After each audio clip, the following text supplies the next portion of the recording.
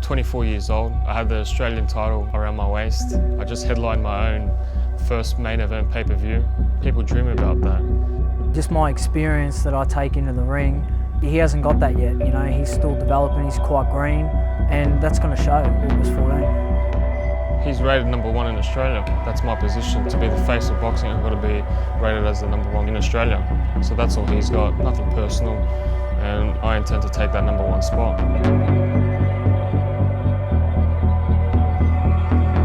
It's going to put the winner into a spot where you can make a tilt for the world title, challenge for a world title, and that's what it's all about. This is about world titles, and that's all anyone wants. So he's looking past me, but I'm not looking past him, because I'm going to get past him and I'm going to take that world title.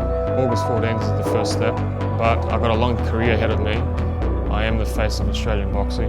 We're here to stay, we're here to pack out arenas, we're here to bring boxing back to where it should be. It's all I've ever worked for. To think someone could come from this little sort of nowhere town and go all the way to the big time, and to bring a world title belt back here, it'd be the greatest moment of my life.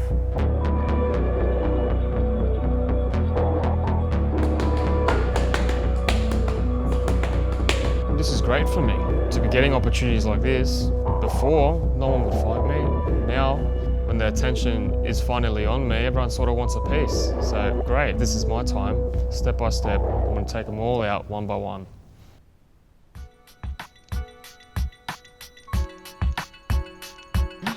Good right hand from Tszyu, got through. First fight was a great success. Now it's just climbing up the mountain to get all the way to the top. I've been on TV before, but it was the first time that all the attention was on me, and all the attention was for me to perform, and you know, I rose to the occasion through all my hard work that I did before my fight. Had a little bruise, and that was just a trophy for myself. You know, Joel's a tough bugger. He moved around, he got a good game plan, but you know, I executed and I did everything right at the end of the day, and I'm the Australian champ. I thought he boxed him all right. I know he copped a bit of flack, social media and stuff, but the thing about Joel, he's a great survivor, and he'll make the best fighter look, you know, B grade on his given day. So I don't take too much out of that fight. I think he's a lot better fighter than what he's shown there, but in saying that, he's not on my level. Yeah, Dad was happy. Dad's always happy as long as I got the victory, and as long as I'm healthy, that's the main thing for him. We never really spoke too much about the fight. He said, good job. I made a good, smart fight. You know, the guy was awkward. He came with weird punches. I was able to make my own game plan. From this fight, there's been a lot more people recognizing me now. Walking out on the streets, people asking for photos, you know. I knew that it was gonna come. I've dedicated my life to this sport, and it's finally paying off. I intend to stay the face of Australian boxing for a long time. Yeah, and I'm just enjoying the moment and living a great life. I was actually moving into my new home, and I got a call from my manager saying, in 2 days, do you want to go and spar Manny Pacquiao? And I was like, of course. An opportunity like that, it never comes. So it was a once-in-a-lifetime opportunity, and you know, to go out there and to live the life where the way Manny Pacquiao trains and fights, it was a real eye-opener. I was able to make great friends. I was able to give Pac-Man a run for his money. He comes out fast. Don't want to say too much about the sparring, but yeah, we both gave each other a few hits, that's for sure. There's a long road ahead to become like a Manny Pacquiao, but that's the goal. Team Pacquiao said that they're going to be here when the Jeff Horn fight happens, and they're going to be cheering me on, that's for sure.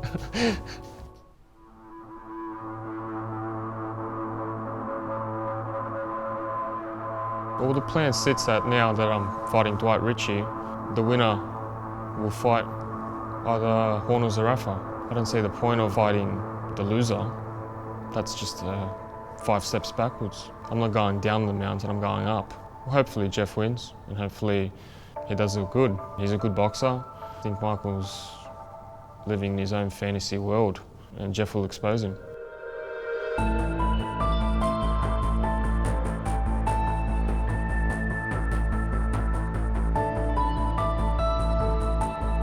Yeah, I'd love to fight Jeff Horn. It'd be a really great opportunity to climb higher in the world ratings. You know, Jeff's another top-rated Australian, another great fighter, so I'd jump at an opportunity to fight him. Let's get Jeff Horner a nice VIP ticket, sitting in the front row.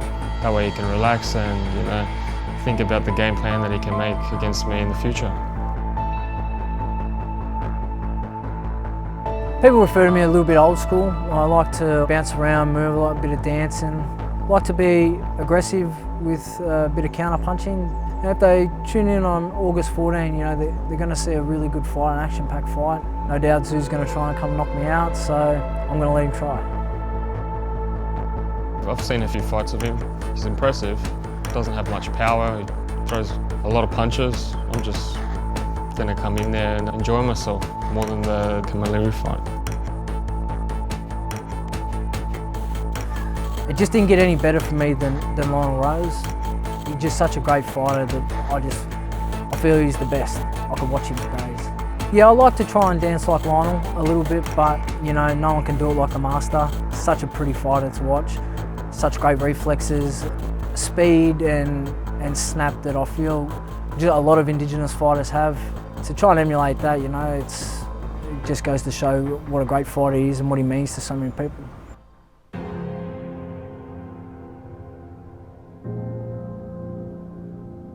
Me and my family were right into horses, and I used to ride horses around here on the street and stuff. And when I went down to Melbourne, and I always had a cowboy hat on, and everyone just started calling me the cowboy. My first trainer, I think Gary Scott, he gave me the nickname the Fighting Cowboy, but it just sort of dropped low, and everyone just started calling me the cowboy.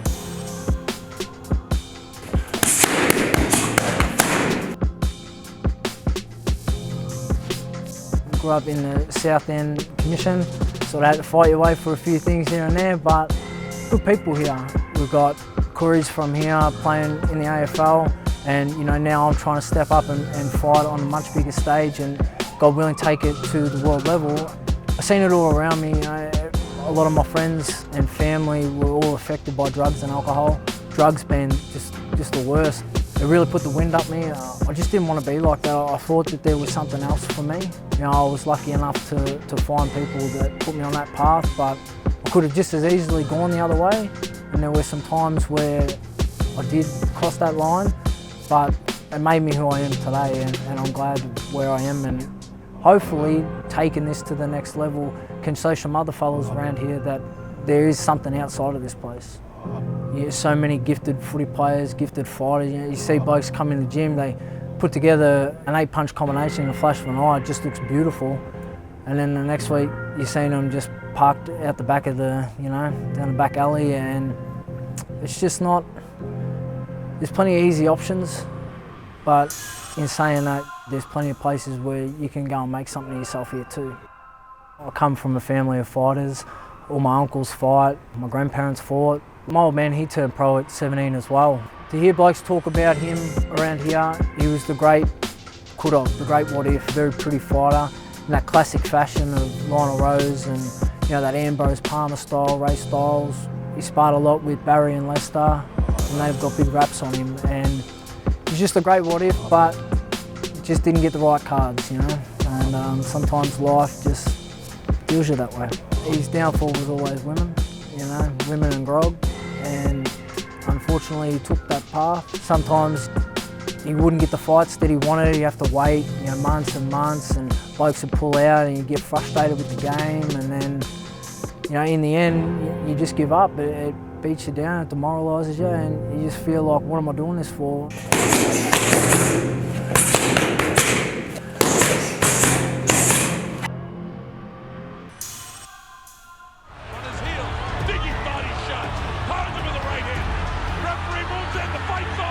Everyone knows that Costa, he was the man at junior welter. There's few that compare, It's a great fighter. I love watching him. I think just about everyone in Australia loves watching him. I haven't got anything bad to say about him. Obviously, they're very similar, Costa and Tim. Tim tries a lot to emulate his father's style, but unfortunately, he's like the home brand version of Costa. Like, he's the cheap version. There'll never be another Costa, and he should stick to finding his own style. He's going to move around, I'm going to walk through him, and I intend to hurt him. If it's not a stoppage, I intend to hurt him for the whole 10, 12 rounds. I don't think that he has the power of Costa. I don't think he's got the speed of Costa, and I don't think he's got the smarts of Costa. I think he just comes forward, he tries to knock you out. That's all right. You can try and knock me out all night, but we're going to be there for a long time. He's busy, doesn't have power, he's busy, he's a mover. I intend to walk him down, hurt him. In professional boxing, power is very important, to be able to hurt your opponent, not to just tip-tap and give your opponent a facial massage. This sport is the hurt business. Time to punch this guy's head in. I'm not gonna say that. That's what I'll be thinking. To say that he's overrated, I think that's a bit harsh. I think that there's a lot there to work with, and he's got people behind him that want to see him succeed, but he's just not ready yet. I think maybe a few more fights, a few more times going the distance would have served him a lot better than jumping into this fight with me. I think he knows that. He's never going to admit it, but he knows. Every fighter knows. Yeah, you know when your number's up, you know when you're out of your depth. You know, after my fight, I knew what is ahead of me, and I remained focused. That's all that matters to me. I really don't care about other people's opinions. I'm 24 years old, and I'm going to take out my opponents one step at a time, and I'm just looking forward to a long career.